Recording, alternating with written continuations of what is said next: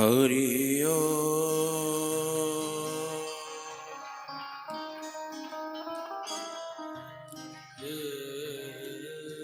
नारायणं नमस्कृत्य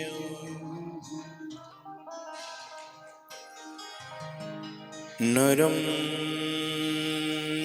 चैव नरोत्तमं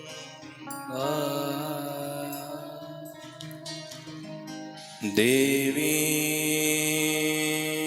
सरस्वतीं व्यासं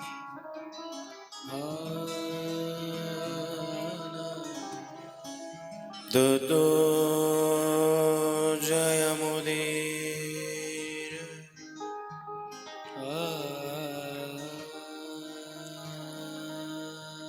कृष्णाय वासुदेवाय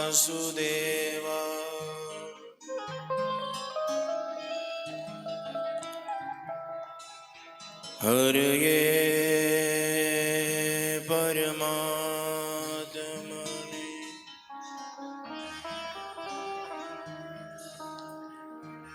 प्रणतक्लेशनाशाय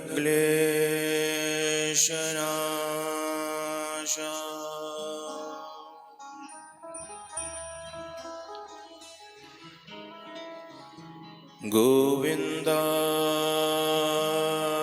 नमो नमः।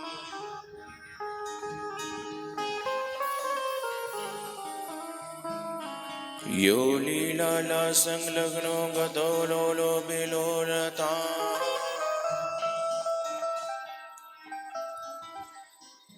तं लीलवपुषं बालम्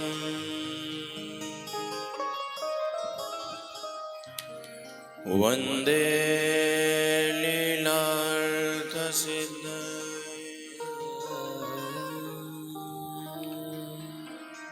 सच्चिदानन्दरूप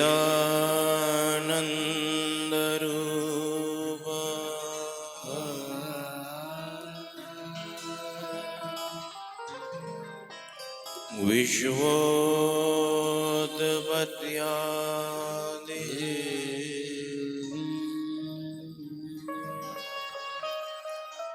तापत्रयविनाशाय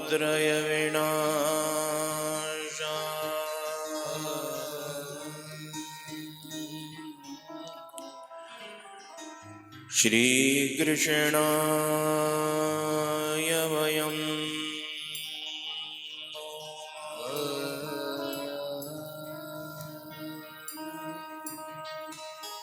नौमीड्यते ब्रवपुषे तडिदम्बरा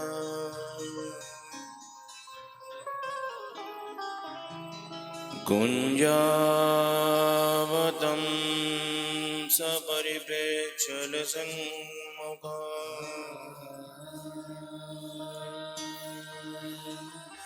वन्यस्त्रजे कवलवेत्रविषाणवेणु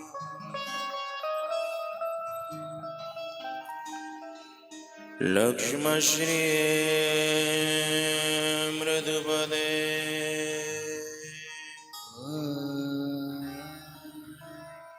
पशुपाङ्गज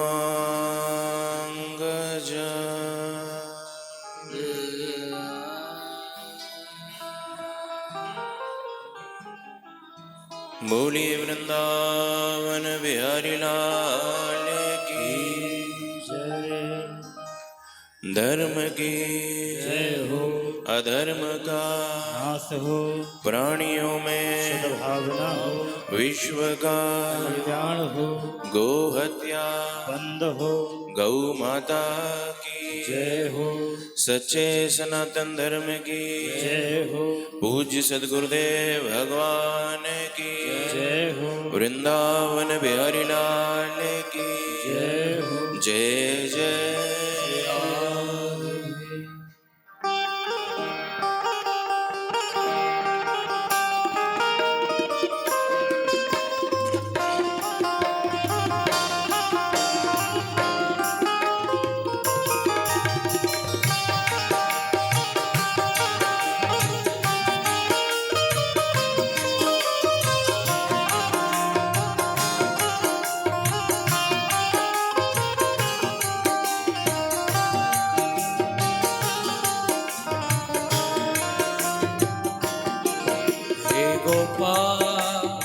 राधे कृष्ण गोविंद गोविंद हे गोपाल राधे कृष्ण गोविंद गोविंद हे गोपाल राधा कृष्ण गोविंद गोविंद हे गोपाल राधा कृष्ण गोविंद गोविंद कृष्ण गोविंद गोविंद राधे गोविंद गोविंद कृष्ण गोविंद गोविंद राधे गोविंद गोविंद कृष्ण गोविंद गोविंद राधे गोविंद गोविंद कृष्ण गोविंद गोविंद राधे गोविंद गोविंद कृष्ण गोविंद गोविंद राधे गोविंद गोविंद कृष्ण गोविंद गोविंद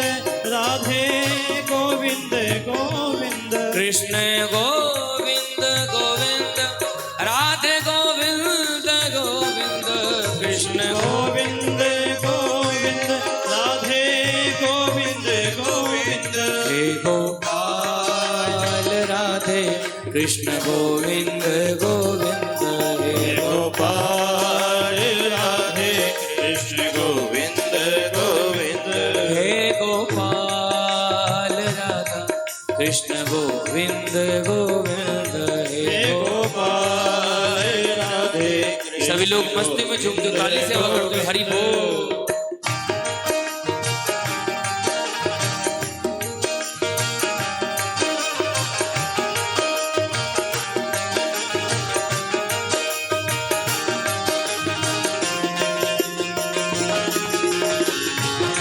बोलिए श्री बांके बिहारी लाल की।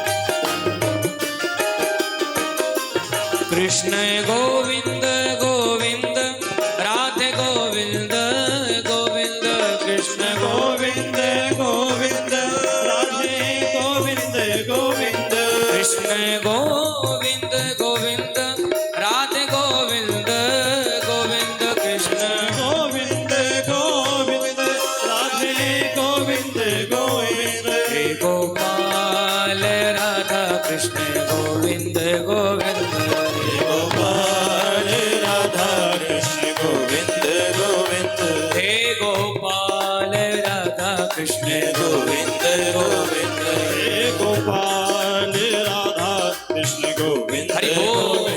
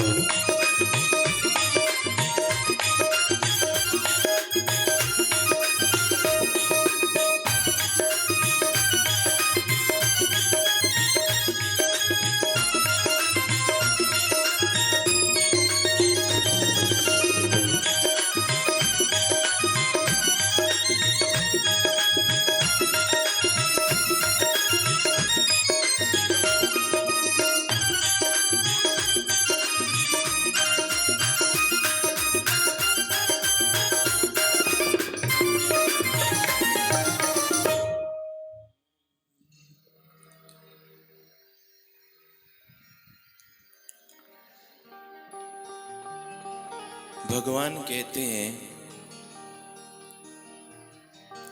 कर्मणा जायते जंतु कर्मणैव विलीयते। सुखम दुखम भयम क्षेमम कर्मणैवाभिपद्यते। हमारे जीवन में जो सुख आ रहा है, हमारे जीवन में जो दुख आ रहा है, उसका कारण कोई और नहीं, हमारे स्वयं के कर्म हैं। जैसा हम कर्म करेंगे वैसा ही फल हमको प्राप्त होगा। को न काहू सुख दुख कर दाता, निज कृत कर्म भोग सब भ्राता।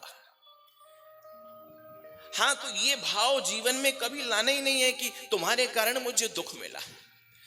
दुख देने वाला और कोई नहीं, हमारे स्वयं के कर्म होते हैं। जैसा हम कर्म करेंगे वैसा ही हमको फल मिलेगा। अगर तुमने जीवन में सत्कर्म किया है तो बिलीव करिए, कभी न कभी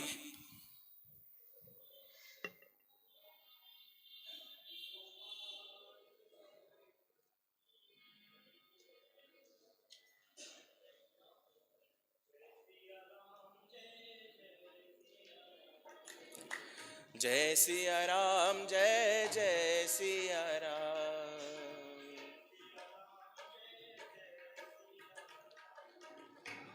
सिया राम, जय जय सिया राम, जय सिया राम, जय जय सिया राम,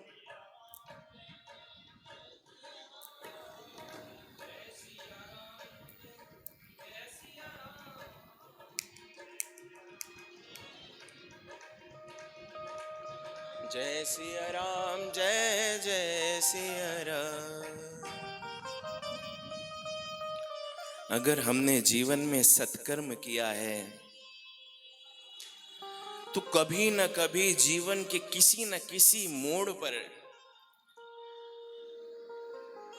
वो बिहारी जी का दर्शन हमें अवश्य होगा।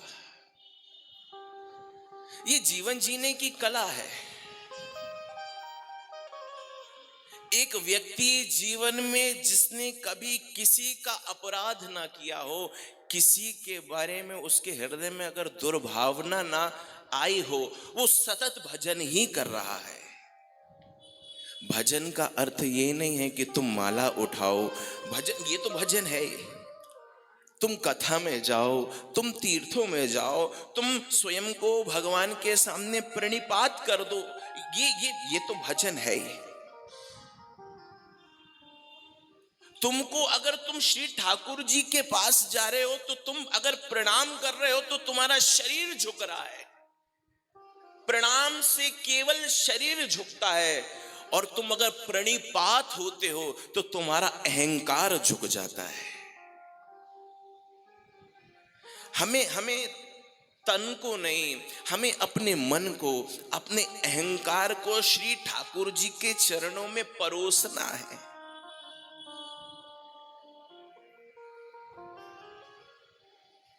अहंकार 24 तत्वों से मिलकर के शरीर बना है, उसमें एक अहंकार भी है।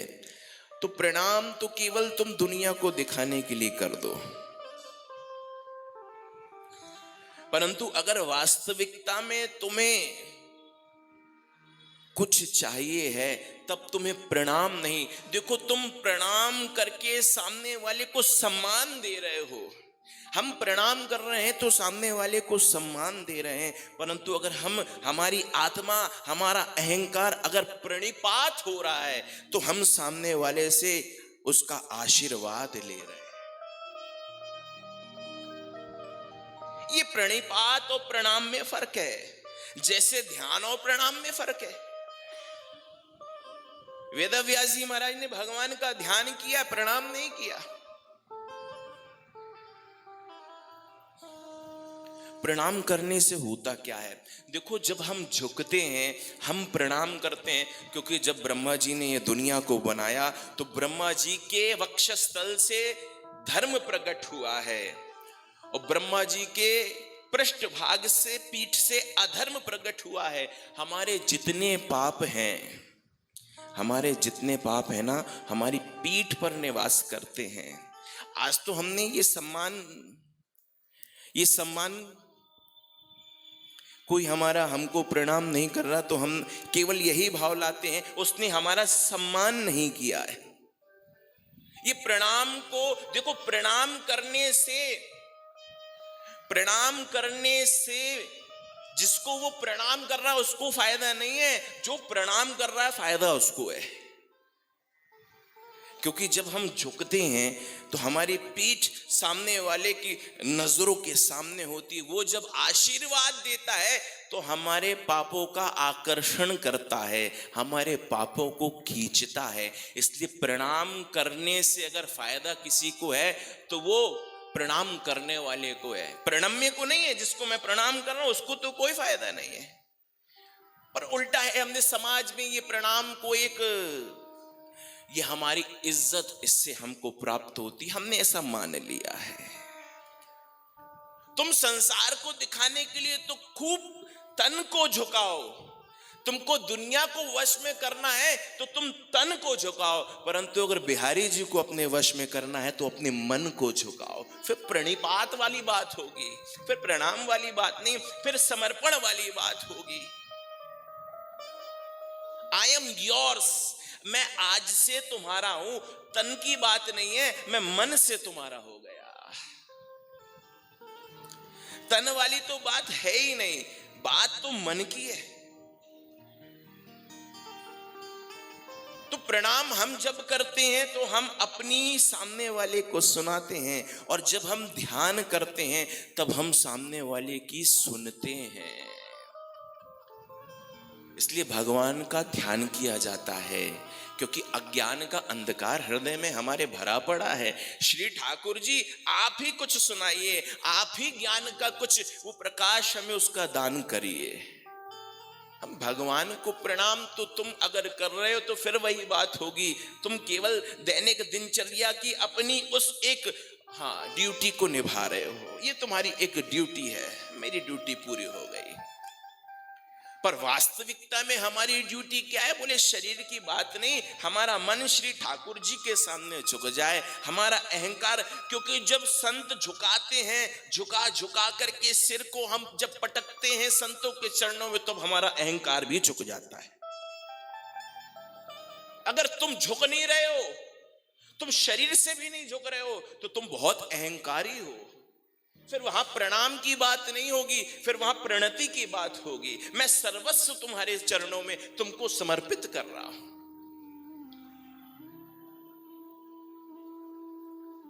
ये तन है तेरे हवाले, वांसुरिया वाले।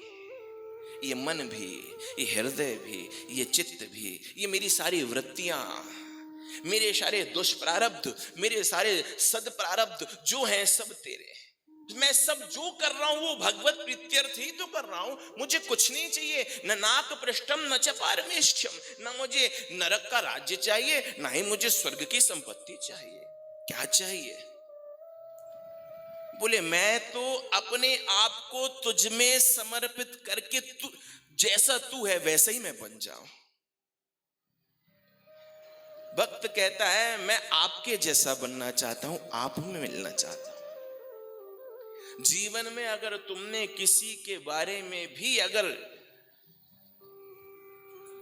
कुछ गलत ना सोचा हो, कुछ दुर्भावना तुम्हारे मन में ना आई हो, तो ऐसा व्यक्ति सतत भगवान का भजन ही कर रहा है। प्रयास ये रहे कि मन को हम वश में करके जो भी हम क्रियाकलाप कर रहे हैं वो सब श्री ठाकुर जी के प्रति समर्पित हो। मन वाली बात है, तन की तो बात है ही नहीं।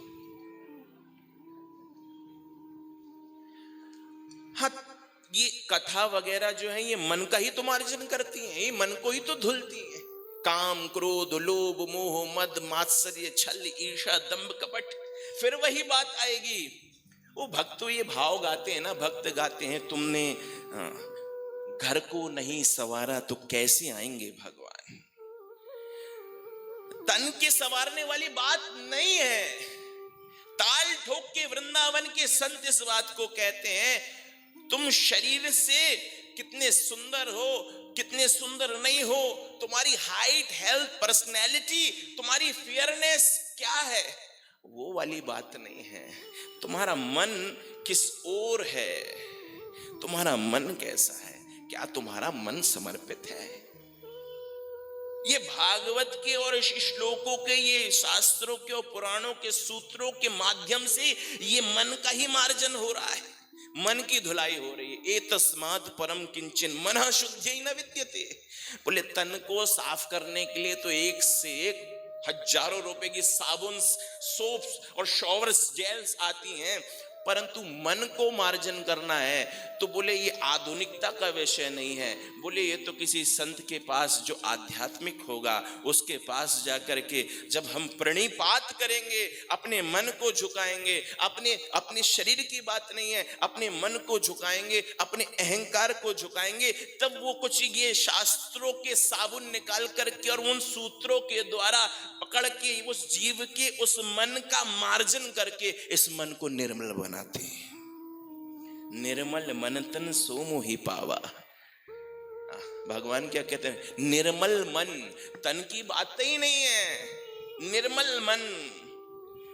बोले मन की बात है। मन जिसका साफ होगा ना, भगवान के पास जाने का अधिकारी कौन है? बोले जिसका मन साफ है वही भगवान के पास जाने का अधिकारी। तो प्रणाम तुम दुनिया को दिखाने के लिए खूब करो, उसके लिए तुमको शरीर को झुकाना है, और जब तुम प्रणाम करोगे तो सब तुमको देख भी लेंगे, पर अहंकार, हमारा मन, वो प्रणति से ही झुकता है। वो तुम झुकाओगे परंतु कोई पात्र ही देख पाएगा, वो श्री बिहारी जी ही देख पाएंगे कि आज मेरा ये भक्त ईगो लेस होकर के मेरे पास आया है। हम भगवान के पास ईगो लेके जाते हैं, परंतु जब ये संतों का और शास्त्रों का और गुरुजनों का सहारा लेते हैं, मन का मार्जन करवाते हैं, जब हमारे ईगो को समाप्त करते हैं, अहंकार का प्रणिपात जब हम कर देते हैं, ईगो लेस जब हम बन जाते हैं, अभिमान मुक्त जब हम बन जाते हैं, तब भगवान के पास जाने के अधिकार वो हमको प्राप्त होता है। तो प्रणाम की बात नहीं है, बात प्रणति की है। केवल मन का भी समर्पण नहीं है, उसमें वो इंद्रियां भी आ जाती हैं, 5 ज्ञानेंद्री, 5 कर्मेंद्री, मन, बुद्धि, चित्त, अहंकार, ये इन्हीं का समर्पण है, इन्हीं की प्रणति, इन्हीं की प्रणति से उसकी प्राप्ति। कहते हैं ना, मैं प्रणिपात करता हूं, मैं स्वयं को तुम्हारे चरणों में समर्पित कर रहा हूं, मैं तुम्हारा हूं। प्रभो रहम मम प्रभो, मैं प्रभु जी का और प्रभु जी मेरे। ये बात कब आएगी? जब आप पूर्णतः श्री ठाकुर जी के प्रति प्रणतिपात करके समर्पित हो जाएंगे। तो प्रणाम से उत्तम ध्यान। और आज के समय में हम ध्यान किसको मानते हैं कि हमने सोचा महाराज कि बढ़िया सुचौ देशे प्रतिष्ठाप्य स्थिर आसनम आत्मना, सुंदर आसन को बिछा करके और आंखों को बंद करके ध्यान, ये भी ध्यान की एक विधि है, परंतु वास्तविकता में ध्यान क्या है? बोले ध्यान नेत्रों को बंद करना नहीं, अपितु नेत्रों को खोलना ही ध्यान है। अभी तक तो नेत्र बंद ही थे, ज्ञान वैराग नयन उर्गारी, अभी तक तो वो मेरे नेत्र बंद थे, वो मेरी बुद्धि प्रज्ञा चक्षु वो बंद थी, उसको खोलना ही ध्यान है। एक व्यक्ति स्मशान के बाहर से निकला, मौज की बात है, वो व्यक्ति स्मशान के बाहर से निकला, उसने स्मशान देखा और स्मशान को देख करके मन हुआ, गया, वहां पर कब्र बनी हुई थी, बड़े बड़े अभिमानी वहां पर जमीन दोस्त थे। हाँ, गया वो, और उसने जब कब्रों को देखा, उसने कहा मैं प्रणाम करता हूं आप सबको, आप सब बड़े भाग्यशाली, यहां पर कितनी शांति है जो आप सब चैन से सो रहे हैं।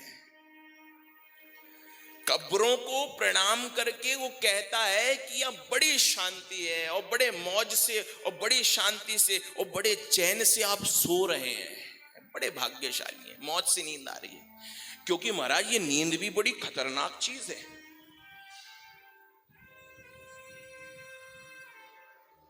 दुनिया वाले नींद हराम करने में लगे, बोले महाराज कथा में आते हैं तो वो चोखी नींद आती है, क्या बताएं।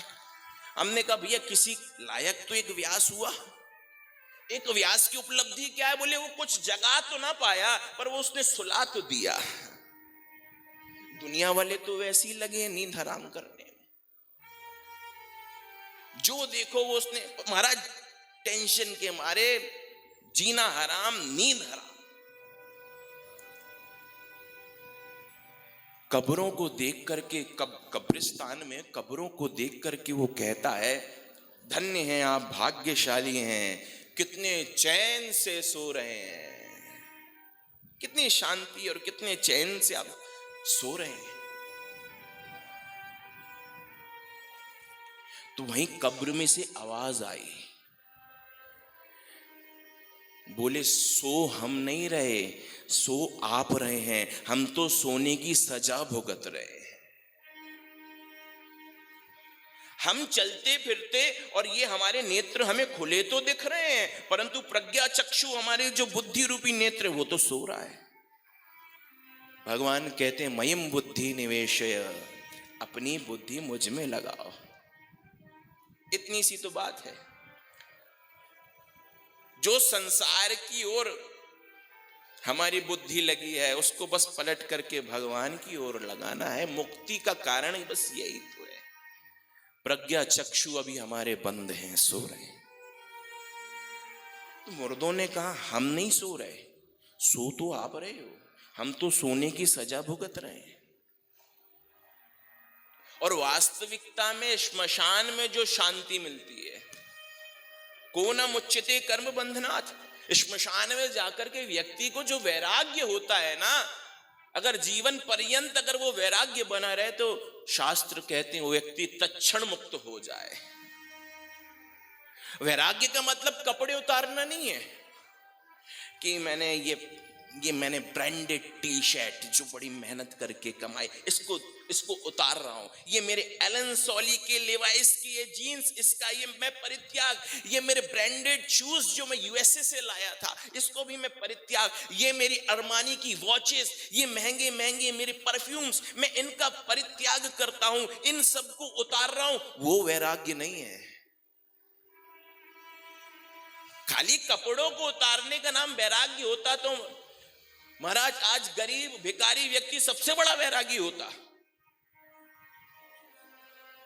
कपड़ों को उतारने का नाम वैराग्य नहीं है, अपितु तुम भगवान के लिए ऐसे बढ़ जाओ, ऐसे अग्रसर हो जाओ कि तुम्हारे वस्त्र अपने आप उतर जाएं और तुम्हें पता ना चले।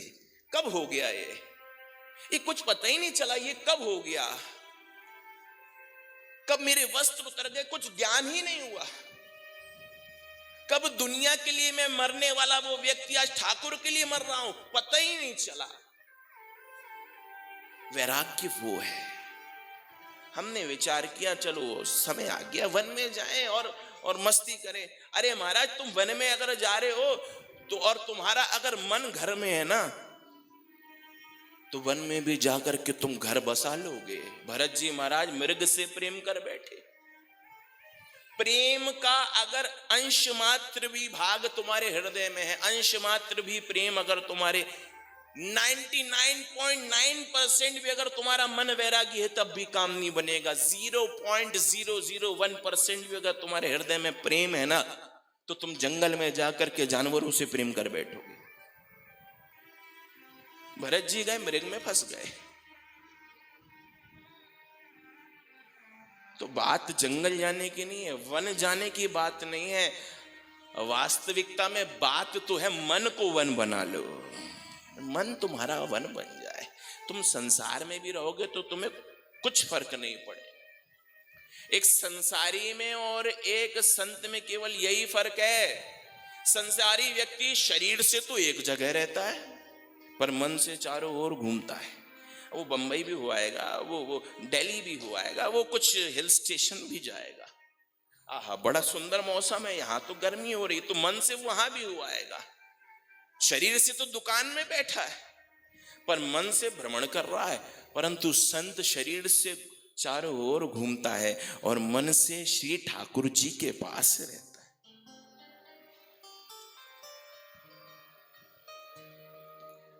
तो वैराग्य का मतलब कपड़े उतारना नहीं है, अपितु भगवान से ऐसा प्रेम हो जाए, उस बिहारी को मेरे तो गिरधर गोपाल दूसरों ना कोई। फिर तुम कीर्तन करके मौज में नाचोगे,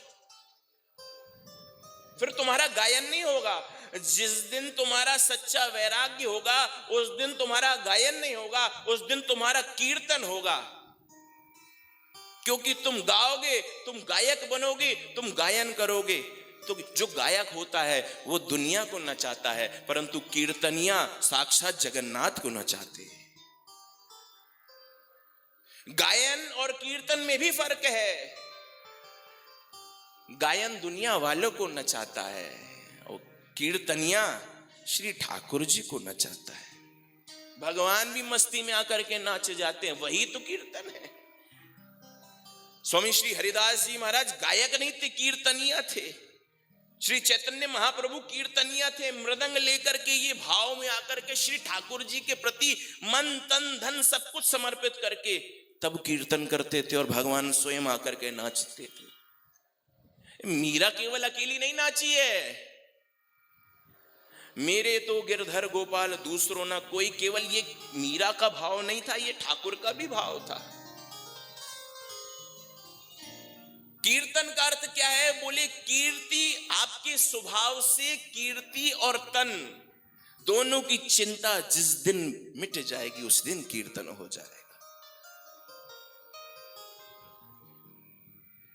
मीरा भई बावरी सास कहे कुल नाशी रे। इस लाइन में मीरा कीर्ति से ऊपर उठ गई। हाँ, हमको डिमांड किसकी है? कीर्ति की, हमारी महिमा की। सास कहे कुल नाशी रे, इस लाइन बस मात्र से जो मीरा है वो कीर्ति से ऊपर उठ गई। और राणा दीनो विष को प्यालो और मीरा हांसी रे, इस लाइन से ये मीरा जो है ना, ये कीर्ति से भी ऊपर उठ गई। स्वामी श्री हरिदास, इनके चेले का नाम था तानसेन। और महाराज जब तानसेन गाते थे ना, वास्तविकता में तो गायन वही है। मेघों से वर्षा हो जाती थी, दीपक जल उठते थे। तो तानसेन इतना सुंदर गाते थे। एक दिन अकबर ने कहा, क्यों तानसेन तू दिख नहीं रहा, 2-4 दिन है गए, कहां था? तानसेन ने कहा, मैं अपने गुरु के पास गया था। बोले तेरा भी गुरु है कोई? मुझे तो लगता था तू ही दुनिया का गुरु है, तेरा भी गुरु? बोले हाँ, वो बहुत सुंदर गायक है, वो कीर्तनिया। बोले ले चल मुझे, फिर मुझे भी मिला कभी। बोले ले चलता हूं, चलिए, पर सिंपल मैन बन करके जाइएगा। सिंपल, मोह कपट छल छल, ये आपका आडंबर नहीं चलेगा वहां पर। सिंपल मैन बन के चलिए। बोले काम कर, अपने गुरु को यहीं बुला ला, यहीं पर बढ़िया महफिल जमाते हैं, यहीं लिया हरिदास को। तानसेन ने कहा, मेरा गुरु जो है ना, वो छोटी महफिलों में नहीं गाता। अकबर कहता, छोटी महफिल? पूरे ब्रह्मांड की सबसे बड़ी महफिल मुझे शहंशाह अकबर की है और तू कह रहा सबसे छोटी महफिल? परंतु अकबर दीवाना था संगीत का। एक दिन बोला तानसेन से, तू ले ही चल यार मुझे। पकड़ करके हाथ अकबर का लेकर के आ गए वृंदावन। और स्वामी श्री हरिदास कीर्तन कर रहे थे। कीर्ति और तन की चिंता से ऊपर उठ करके श्री ठाकुर जी के भाव में आकर के बड़ा सुंदर भाव गा रहे थे। अकबर आया, अकबर बैठा और हरिदास जी समझ भी ना पाए। तानसेन ने सुनाया और जब वो हरिदास जी के उस कीर्तन को सुना, निहाल हो गया अकबर। तुरंत उसके गले में पड़ा था वो क्या? नवलखा हार उतारा और तानसेन के सामने रख दिया, हरिदास जी के सामने रख दिया। आपकी गायकी से मैं निहाल हो गया, आपकी खिदमत में मैं ये नवलखा हार मैं अकबर आपके लिए लाया हूं। आपकी गायकी में वो बात है। हरिदास जी ने नेत्र खोल करके जब नवलखा हार देखा ना, लाइट चालू करो भाई, थोड़ा ध्यान दिया करो। हरिदास जी महाराज ने जब वो नवलखा हार दिया, हरिदास जी महाराज मुस्कुराए और मुस्कुरा करके उन्होंने वहीं पर एक हिरण खड़ा था, उसके गले में वो हार डाल दिया। अब तो बिल्कुल हृदय फट गया अकबर का। नवलखा हार इतना कीमती मेरे बाबा को दिया, तू कहां लेकर के आ गया मुझे तानसेन? मेरा हार हिरण को पहना दिया, हिरण भाग गया। क्योंकि अभी इनकी कीर्ति और तन से, स्वभाव से वो हटा नहीं है ना। अकबर परेशान। हरिदास जी मुस्कुराने लगे। श्री ठाकुर जी के भाव में आकर के इतना सुंदर वो कीर्तन गाया, हजारों हिरण प्रकट हो गए। अकबर क्या देखता है, सबके गले में वही नवलखा हार। मूर्छित हो गया। सच कहता था तानसेन, ये बंदों की महफिल का गायक नहीं है हरिदास, ये तो खुदा की महफिल का गायक है। ये होता है कीर्तन जो बांके बिहारी को प्रकट कर दे। बिहारी जी कैसे रीझे?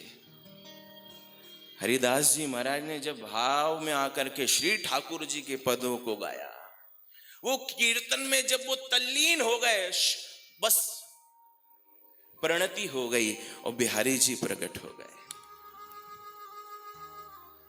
इसलिए महाराज, भक्त से ज्यादा महिमा, भगवान से ज्यादा महिमा भगवान के भक्तों की है। वो ध्रुव ना होता तो कहां आ पाता वो नारायण, वो प्रहलाद ना होता तो कहां आ पाता वो नरसिंह, वो मत्स्य बन करके कैसे आता, वो कच्छप बन करके कैसे आता। वो कोई ना कोई, किसी ना किसी भक्त के भाव। हाँ, श्री ठाकुर जी को, मेरा ठाकुर ऐसा हो, मेरा ठाकुर ऐसा हो, भगवान वही भाव को पूरा करते हुए प्रकट हो जाते। और स्वयं भागवत में वर्णन आया है, अवतारा ह्यसंख्येया। श्री ठाकुर जी के अवतार असंख्य हैं। कोई ये नहीं कह सकता कि वो सिर्फ वो कन्हैया है, कृष्ण है, राम है, परशुराम है। नहीं, अवतारा ह्यसंख्येया। गुरु को भी भगवान कहते हैं हम। गुरु गोविंद दो खड़े, काके लागू पाए, और बलिहारी गुरु आपने जो गोविंद दियो मिलाए। गुरु और ब्रह्मा, कितनी बड़ी पदवी दे रहे हैं हम गुरु को। क्या कह रहे हैं? गुरु और ब्रह्मा, गुरु और विष्णु। एक व्यक्ति को, साधारण जन को भगवान की पदवी, ब्रह्मा की पदवी, शंकर की पदवी, नारायण की पदवी, तो कुछ ना कुछ तो विशेषता है ना। तो भक्त की भावना श्री ठाकुर जी को कहीं भी, कभी भी, कैसे भी प्रकट कर देती। समुद्र मंथन में प्रकट रूप में तो भगवान के 3 अवतार हुए थे, परंतु आप प्रकट रूप में भगवान 4 बार और प्रकट हुए थे। निर्ममंथा अजितम स्वयं, इतना बड़ा समुद्र मंथन, उसको मथना है। देवताओं ने विचार किया, हमें शक्ति ना है महाराज, कैसे मथ दें। और धड़ाम धुड़ुम होके पहाड़ गिर गया तो 2-4 देवता तो उसी में गोविंदाय नमो नमः। तो भगवान समझ गए इनके वश की, क्योंकि वो शक्ति के रूप में भी स्वयं भगवान आए। देवताओं के अंदर, दैत्यों के अंदर शक्ति के रूप में आने वाले भी वो भगवान थे। वासुकी नाग, वो विश्वमन कर रहा था, उसके अंदर निद्रा के रूप में आए थे।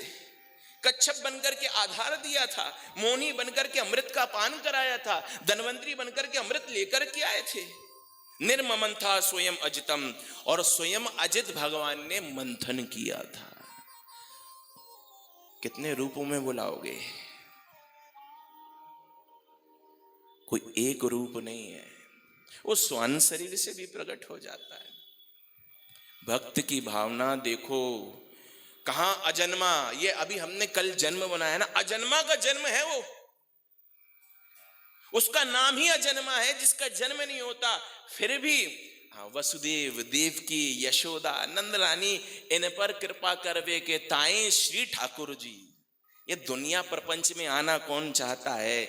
और भगवान जब से आए, अगर हम भगवान की जगह होते तो बताइए कितनी टेंशन है हमारे जीवन।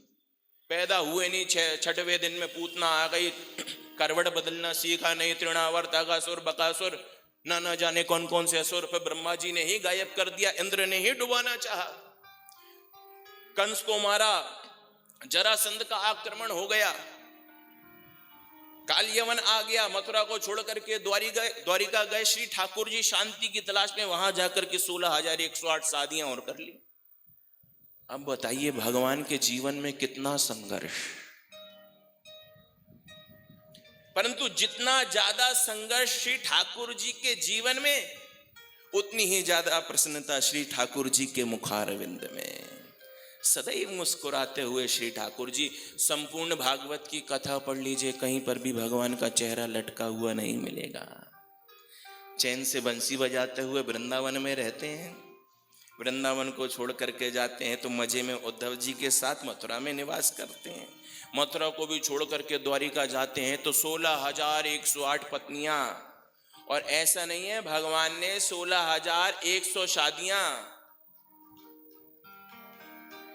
अहो मुहूर्त एकस्मिन नाना गारे स्तुता स्त्रिया, एक मुहूर्त में हमारे श्री बांके बिहारी ने, फिर वही बात आ रही है ना कि भगवान के अनंत रूप हैं। 16,100 पत्नियां, तो ऐसा नहीं किया बिहारी जी ने कि स्वयं अकेले हों और सबके साथ शादी की हो। जितनी पत्नियां थी भगवान ने उतने रूप बनाए हैं, और सारी पत्नियों के साथ अपना विवाह संपादित करा करके, और ऐसा नहीं कि भेड़ बकरियों की तरह सबको घर में भर दिया हो। 16,108 भगवान ने महल बना करके अपनी पत्नियों को दिए। वो एक नहीं है, भक्त की भावना अनेक बना करके प्रकट करती है। महाराज कर रहे थे श्री ठाकुर जी, तो जितनी गोपियां थी उतने श्री ठाकुर जी बन करके प्रकट हो गए। वो बड़ा सहज है, वो बड़ा सरल है, पर उसको हमको रिझाना आना चाहिए। किसी से अगर हमको काम बनाना है ना, तो पहले उसको अपने बस में इतना कर लो कि आपकी बात वो मानने से मना कर ही ना सके। इतना लाड़ लड़ाओ पहले बिहारी जी को, भक्त की भावना प्यारे। एक बार राधा रमण के निज परिकर जनों ने ये कथा सुनाई। क्या हुआ, श्री ठाकुर जी मीठे के प्रेमी हैं, और ठाकुर जी को जब भोग लगता है तो पर्दा वगैरह सब व्यवस्था, क्योंकि फिर ठाकुर जी अकेले नहीं पाते। ठाकुर जी के लिए थाली नहीं लगाई जाती, उनके लिए तो बर्तनों में भोजन रखा जाता है। श्री ठाकुर जी फिर मस्त हाथ वगैरह धो करके तैयार रह करके वो भोजन वाले वस्त्र पहन करके, भाव की बात है, फिर श्री ठाकुर जी को भोजन कराने के लिए राधा रानी प्रकट होती है। राधा रमण मंदिर की बात है। राधा रानी फिर अपने हाथ से स्वयं श्री ठाकुर जी को भोजन परोसती। एक दिन कहा है गयो महाराज, ब्रजवासियन ने पहले श्री ठाकुर जी को मीठा खाए हुए को बड़ो शौक है, परंतु क्या किया, पहले रखा जाता था भोजन में आगे मीठा, बाद में रखा जाता था भात चावल। पर आज गोसाइयों ने कुछ अति शीघ्रता में कुछ ऐसी अव्यवस्था कर दी कि पहले वो भात रखा गया, मीठा बाद में चला गया। तो श्री ठाकुर जी का इतना मन था, हमारे ठाकुर जी प्रकट होकर के गरम गरम भात के ऊपर जाकर के वो मीठे को पा कर के आए। ब्रजवासियों ने जब खोला पट, और तो देखा वो चावलों के ऊपर श्री ठाकुर जी के नन्हे नन्हे से चरण बने। इतने भाव में आ गए गोसाई, रोने लगे कि हमारे इस अपराध के कारण श्री ठाकुर जी के चरण गरम गरम चावलों पे पड़े। खूब फिर घी लगा कर इत्र लगा करके खूब मालिश भई। ये परिकर ने ही ये कथा सुनाई है। और गोसाई जो है ना, ये अंदरूनी अनुभव श्री ठाकुर जी के किसी को बताते नहीं है, वरना ठाकुर जी लीला ही दिखाना बंद कर देंगे। ये प्रचार का विषय नहीं है, वो तो ठाकुर जी कृपा करके भक्तों को नेक्स्ट अपनी रूप सुधा की चटनी, अपनी लीला सुधा की चटनी वो स्वाद चखा देते। आज भी श्री नाथ द्वारा में श्रीनाथ ठाकुर जी वहां पर विराजित हैं। और स्वामी श्री वल्लभाचार्य जी महाराज के 7 सेवायत ठाकुर, 7 मतलब 7, उनके खुद के निज ठाकुर, वो 1000 वर्ष पुरानी बात। फिर बच्चे हुए, परंपरा परिवार बढ़ा, तो कोई ठाकुर इंदौर चला गया, कोई सूरत चला गया, कोई जयपुर, सब। परंतु आज भी एक विग्रह श्री वल्लभाचार्य जी का, नवनीत प्रिया जी का, नाथद्वारा में श्री नाथ जी के मंदिर के बाजू में आज भी वो ठाकुर जी का नन्ना सा अंगुष्ठ बराबर वो विग्रह आज भी विद्यमान है, नवनीत प्रिया। और अगर 10 रोटी का भोग श्रीनाथ जी को लगता है तो 20 का भोग लगता है छोटे से वो ठाकुर को, कंपटीशन करते हैं स्वयं से। और अगर 19 का भी भोग लग गया ना तो ठाकुर जी रूठ जाते हैं, माला टूट जाती है, आरती गिर जाती है। तो नवनीत प्रिया जी भी इतने शौकीन हैं। नवनीत प्रिया जी को भी जब गोसाई लोग भोग लगाते हैं तो 45 मिनट के लिए पर्दा बंद करते हैं, फिर ठाकुर जी के आगे मीठा रखा जाता है। ठाकुर जी बड़े प्रेम से पाते हैं मीठा। फिर अन्य कढ़ी वगैरह भोजन की वो सामग्री थाली नहीं बर्तनों में ठाकुर जी फिर स्वयं परस के पाते हैं। तो एक दिन क्या हुआ, पहले तो मीठा रखा जाता था, बाद में ये भोजन की सामग्री। एक दिन क्या हुआ,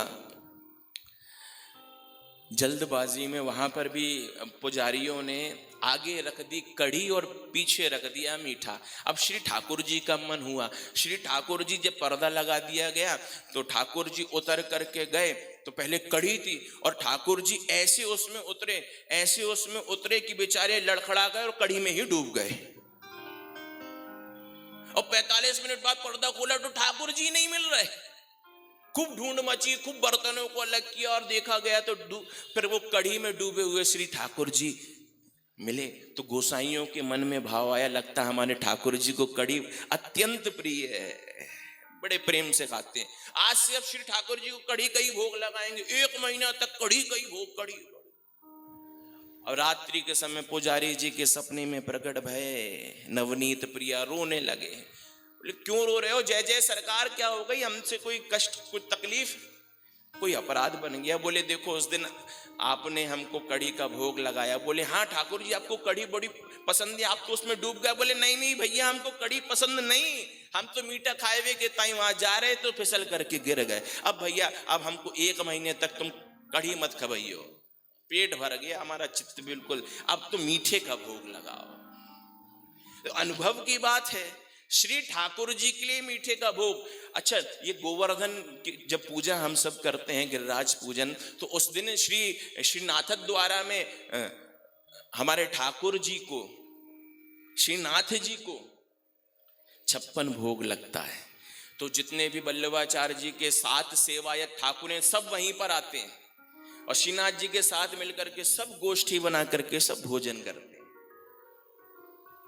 56 भोग लगता है, श्रीनाथ जी भी पाते हैं, परंतु श्रीनाथ जी अब सारे उनके मित्रगण आए हैं तो इतना संकोच में आ जाते हैं कि भरपेट भोजन नहीं कर पाते, भरपेट भोजन नहीं हो पाता। सारे उनके जितने सेवायत वल्लभाचार्य जी के ठाकुर हैं वो सब आते हैं 56, और सब अपने अपने भोग लेकर के आते हैं और फिर बढ़िया वहां पे थाल लगा करके सब प्रेम से पाते हैं। और नाथद्वारा में श्रीनाथ जी को जब भोग लगता है ना तो बाहर शहनाइयां नगाड़े बजते हैं आज भी। तो सब बैठ करके ये गोवर्धन भगवान का पूजन जिस दिन होता है सब बैठ करके 56 भोग झीमते हैं। अब जब सब भोजन करके अपने अपने स्थान में चले जाते, नवनीत प्रिया जी अपने मंदिर में, फिर सब चले जाते हैं तो हमारे श्रीनाथ जी प्रभु रोने लगते हैं। गोसाई कहते हैं क्यों ठाकुर जी क्यों रो रहे हो? बोले मैं ढंग से भोजन नहीं कर पाया, मेरे मित्र आए थे ना सब, तो संकोच में मैं खा नहीं पाया, मुझे डट के भोजन कराओ। तो फिर पूस के महीने में दिसंबर जनवरी के आसपास फिर गुप्त रूप में फिर नाथद्वारा में श्रीनाथ प्रभु को चुपके से फिर वो 56 भोग का प्रसाद लगाया जाता है। अन्य दिन तो बाहर शहनाइयां और नगाड़े बजते हैं, परंतु उस दिन पूस के उस विशेष दिन ठाकुर जी के लिए शहनाइयां अंदर बजी जाती है, गुपचुप तरीके से भगवान की ये पार्टी चलती है। कहीं नवनीत प्रिया जी के कान में ना पड़ जाए कि 56 भोग झीम रहे हैं तो वो आ जाए तो फिर संकोच में हम फिर ना खा पाए। तो भावग्राही जनार्दना। तो श्री ठाकुर जी श्री भक्त की भावना देखो, इस सेवायतों को अपने दर्शन, और ये सेवायतों के भी ये भाव हैं जो सेवा कर रहे हैं वो अगर श्री ठाकुर जी का अगर श्रृंगार भी करेंगे ना तो श्री ठाकुर जी के श्रृंगार की वेशभूषा को देख करके आप समझ जाओगे कि जिस गोसाई की आज ड्यूटी थी, सेवा थी, वो श्री ठाकुर जी के प्रति कौन सा भाव रखता है। अगर वो ये भाव रखता है कि ये कन्हैया मेरे बेटा है, तो फिर हमारे श्री ठाकुर जी का मुकुट इधर होता और राधा रानी का मुकुट इधर होता, लाड़ नहीं लड़ाएंगे। फिर पिता के सामने कोई लाड़ लड़ाता है? परंतु अगर सखा भाव है, वो गोसाई का भाव है कि नहीं नहीं, श्रृंगार पद्धति है श्री ठाकुर जी की भी, गोसाई का भाव है कि नहीं नहीं, ये मेरे मित्र हैं, तुमेव बंधु च सखा तुमेव। तो फिर क्या करेंगे? मित्र के सामने भगवान लाड़ लड़ाते हैं। फिर राधा रानी का और भगवान का दोनों का मुकुट एक तरफ होता है, प्रेम करते हैं। कभी कभी किसी के मन में भाव होता है कि यार ठाकुर जी राधा रानी को छेड़ रहे हैं, तो राधा रानी का मुकुट दूसरी ओर और ठाकुर जी का मुकुट राधा रानी की ओर। तो ये सब भाव की बातें हैं। श्रृंगार की भी श्री ठाकुर जी की पद्धति है, अष्टयाम सेवा। भागवत में ही वर्णन आता है, भक्तराज अम्बरीश। अम्बरीश जी क्या करते हैं? एक छत्र इस वसुंधरा के राजा, उनके अलावा और कोई राजा नहीं, परंतु अम्बरीश जी क्या करते हैं? अष्टयाम सेवा करते हैं, ठाकुर जी की स्वयं भोजन बनाते हैं, यहां तक कि गेहूं भी स्वयं पीसते हैं, आटा लगा करके श्री ठाकुर जी को भोजन कराते हैं। ठाकुर जी विचार करते हैं, ये भक्त मेरी ड्यूटी कर रहा है, तो इसकी ड्यूटी कौन करेगा? ये राजा है, राजा का कर्तव्य होता है प्रजा को संभालना, राज्य की रक्षा करना, परंतु ये तो मेरी सेवा में लगा है, इसकी सेवा, इसकी जो नौकरी, इसकी ड्यूटी कौन पूरी करेगा? तो भगवान कहते हैं, भक्त मेरी सेवा में लगा है तो मैं भक्त की सेवा में लगूंगा। सुदर्शन चक्र को आज्ञा देते हैं, अम्बरीश मेरी सेवा में लगा है, तू राज्य की रक्षा कर सुदर्शन। तो भगवान के बनना है। जब तुझसे न सुलझे तेरे उलझे हुए धंधे, तो भगवान के नाम पर छोड़ दे बंदे, वही तेरी मुश्किलें आसान करेगा, जो तू न कर सका वो भगवान करेगा। हम तो कह देते हैं, कनन करावन आपैया पर मानव के नहीं कच्छुआ। बाहर से तो कहते हैं करने कराने वाले ठाकुर जी आप हो, पर मन ही मन कहते हैं सब मैंने ही तो किया है, और कौन है? हो सकता है हु एल्स, किसने किया? ये तो सब मैंने किया है। ठाकुर जी को बोलना है तो बोल देते हैं। परंतु ये बात अर्जुन दृढ़ता पूर्वक भगवान से कहते हैं, ठाकुर जी करने कराने वाले आप हैं। केवल अर्जुन ने अपने घोड़े की वो लगाम कन्हैया के हाथ में नहीं थमाई थी। जीवन रथ, ये शरीर भी एक रथ के समान है, ये डोर भी तुम्हारे हवाले। बोलिए, घोड़ों को संभालना कोई कठिन नहीं है। ये घोड़े गड्ढे में जाएंगे, रथ टूटेगा, बन सकता है, परंतु अगर ये शरीर रूपी ये रथ अगर किसी कुमार्ग में चला गया तो इसका जीवन में कभी उद्धार होने वाला नहीं। भाई कार वगैरह का एक्सीडेंट हो जाए तो कोई दिक्कत नहीं, बच सकते हो, रिपेयरिंग भी हो सकती है, परंतु हवाई जहाज से गिर गए तो बचना नामुमकिन। इसलिए विशेष सुरक्षा का ध्यान हवाई यात्रा में रखा जाता है। तो ये रथ, ये लौकिक रथ तो ठीक है, ये तो हम देख सकते हैं, परंतु फिर भी ठाकुर जी ये भी आप संभालो, और ये जीवन रूपी रथ ये भी आप संभालो, जहां ले चलोगे वहीं मैं चलो। मेरे को कुछ नहीं करना, करना सब आपको है। दीन बंधु दीनानाथ मेरी डोरी, हाँ ये जीवन की डोर, ये सारी डोर मैंने आपको दी। इसलिए जीवन में कभी अर्जुन के ऊपर कितनी आपत्ति विपत्ति आई, जहां कदम रखता है वहां पर कुछ न कुछ उसके खिलाफ षड्यंत्र होता है। परंतु देखिए, जिसके ऊपर श्री ठाकुर जी का हाथ हो, यम डरत्यो जब दास कहायो, और मदन गोपाल शरण तेरे आयो।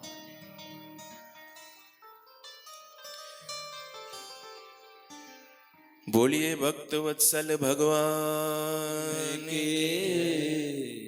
श्री सदगुरुदेव भगवान।